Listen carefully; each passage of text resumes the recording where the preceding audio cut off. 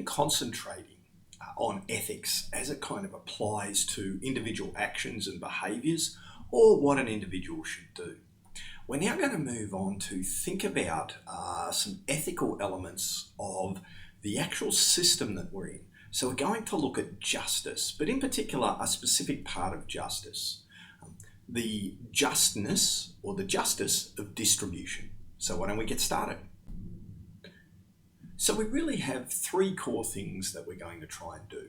The first is just to briefly introduce the idea of justice, the different kinds of justice and what justice is.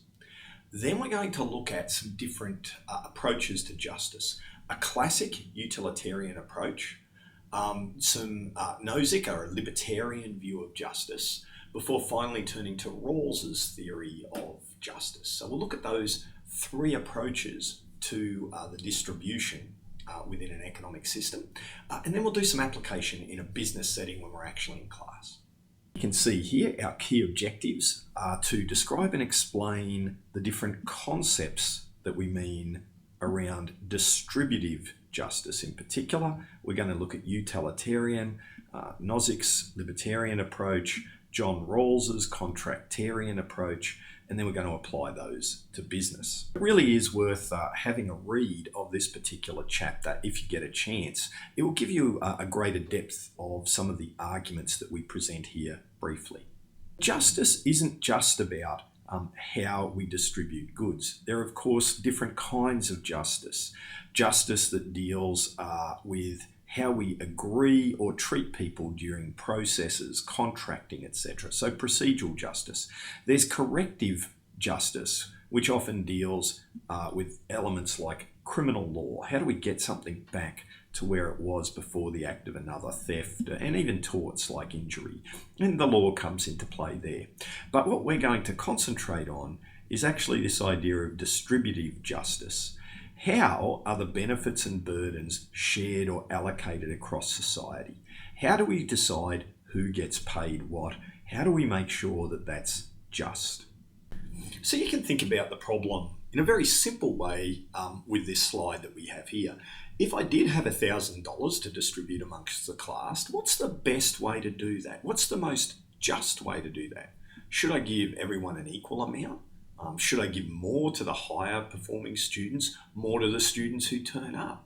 What's the actual basis for the distribution of this benefit that I have? Now let's make it a little bit more real. Suppose I have 1,000 marks to distribute to the class. What's the best way? And in fact, do you answer these the same way? Should I give everyone the same amount of marks? More to students that I like? More to the poorer students? Should students who work harder? Should students who perform better? Because these aren't necessarily the same things, of course. How should I distribute those 1,000 marks across the class? That is the nature of distributive justice. That's the kind of problem that we're dealing with. This problem has several different elements, which is one of the reasons that it makes it so hard to come up with a universal solution around how to distribute something. And you might have noticed, you might have got some different answers between distributing $1,000 and distributing 1,000 marks. In one sense, when we're talking about justice, we're dealing with fairness, right? That we treat similar people similarly. You know, why, if just $1,000 drops up, why shouldn't everyone get any more? What basis do we have of not treating people the same way? There's also an idea here around equality, which is quite different. The equality stems from the fact that each person has individual moral worth. Right? So the basis for the first one is to treat people the same. In the second, it's the reason why we might treat someone the same way is because they all have a right to the money. They all have a moral worth. Then, if you were looking at whether it was people who turn up or give effort or perform well, we're dealing with the idea of deserts, or that you deserve the actual distribution. So you give people what's due to them, what they deserve. And then finally, we're also dealing with this idea of rights.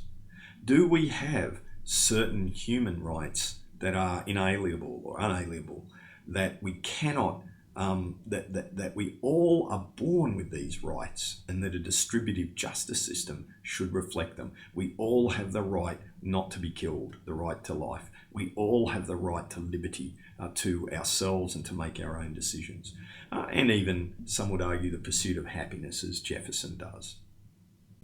People have been thinking about this for a long time, and here we go back to our old friend Aristotle, who'd been thinking about it, and you can see that the early thinking doesn't really provide us much guidance. Right? So we need to think about some other more detailed theories to help us explore this topic. And our first one is an old friend, utilitarian justice.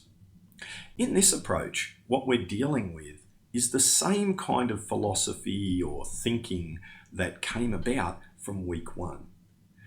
Under utilitarianism, we're after either maximising happiness, if we're after the classical approach, or if we're after the rules-based approach to utilitarianism. It's so the rules-based approach is actually the set of rules, right, that maximises happiness. Again, one is focused on the actual act, one is on the rules that will deliver the actual outcome that we're after. But in both of these, we're interested in this idea of maximising happiness as the goal of the distributive justice. The distributively just solution is the one that maximises happiness within society.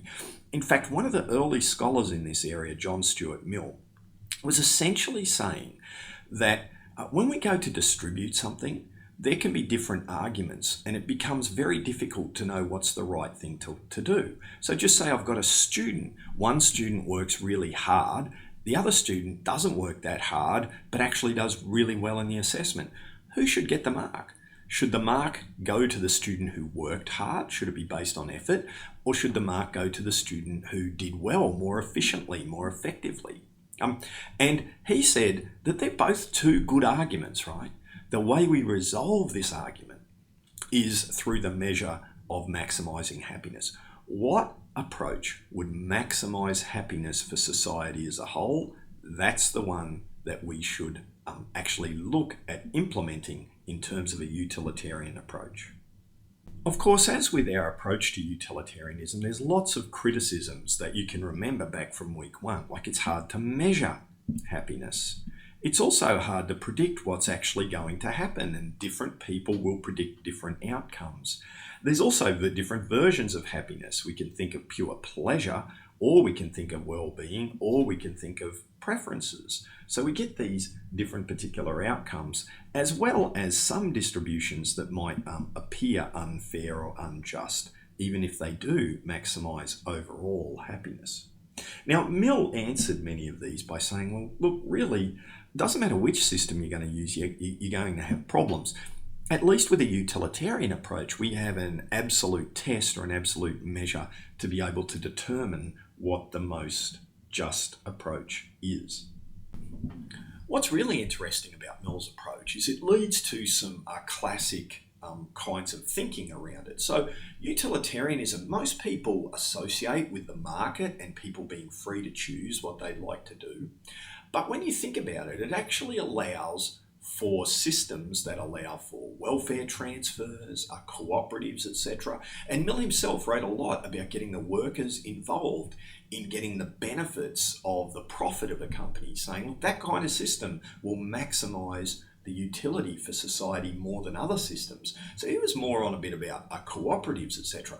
In much the same way, if we look at the fact that in societies in general, you have better social outcomes when we reduce income inequality. Also the fact that the argument about money becomes worth less to individuals in terms of happiness as you get more. Okay, so $1,000 to a struggling student buys a lot more happiness than $1,000 does to a billionaire. Okay, so the idea here is that both of these kinds of lines of thinking lead to the idea that welfare transfers and taxation systems and welfare systems might actually better maximise utility than a pure market system. So it might not lead to what we classically think of in terms of utilitarianism. Remember, it's all about the system that maximises the utility for society. Given this might be what happens, why don't we now turn to have a think about a different way of looking at justice, a libertarian view of justice?